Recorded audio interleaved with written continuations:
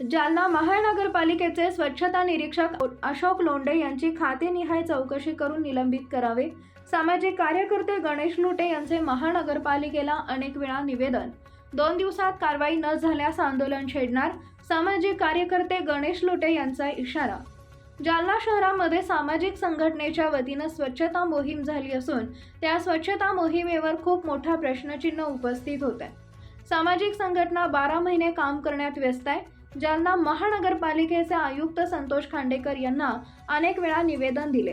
नवीन जालना भागातील सदर बाजार हद्दीत रहमानगड, महात्मा फुले मार्केट या परिसरातील कचरा उचलला जात नाही। सिंधी बाजारात गोरगरिबांचा माल फेकून दिलाय। गोरगरिबांना 2 ते 3 हजाराचा फटका दिलेला आहे।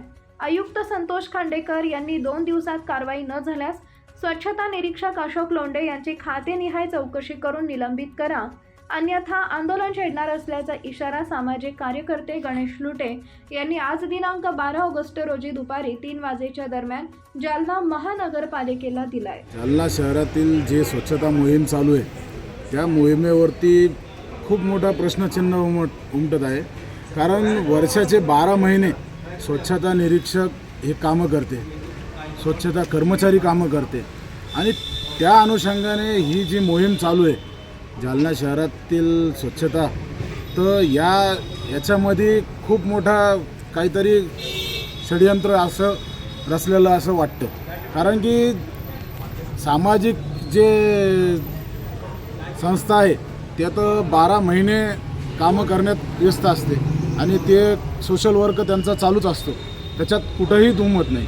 परंतु हे SI लोक आणि कर्मचारी जे स्वच्छताच्या नावावरती वारंवार बिलं उचलतात, वारंवार त्या अतिक्रमणाच्या नावावरती बिलं उचलतात, तर याच्यावरती कोणी पाठपुरावा पाहणारं कोणीच नाही।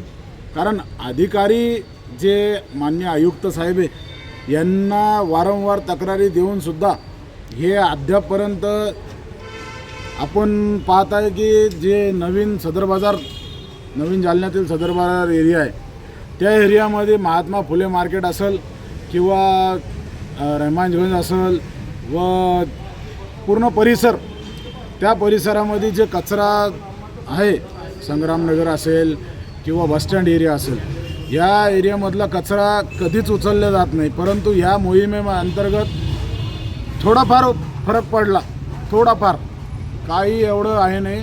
कारण की इथला जो स्वच्छता निरीक्षक आहे तो फक्त पैशाच्या मागं आहे।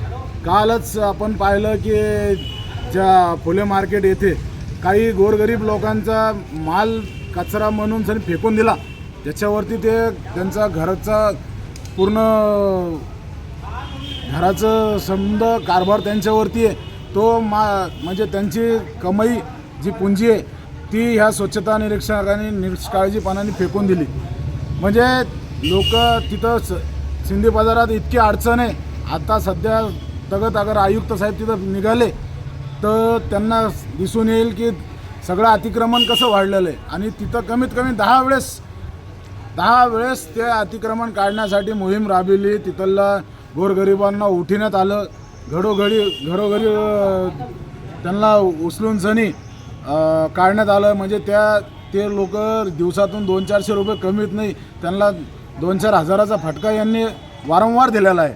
तर यावरती मला एक आयुक्त साहेबांना विनंती आहे की आपल्या माध्यमातून विनंती करतो की याच्यावरती काहीतरी जे आम्ही तक्रारी केलेले त्याच्यावरती काहीतरी सक्षम कारवाई करा आणि ह्या अशोक लोंढे यांना बडतर्फ करा आणि त्यांची खातेनिहाय चौकशी करा।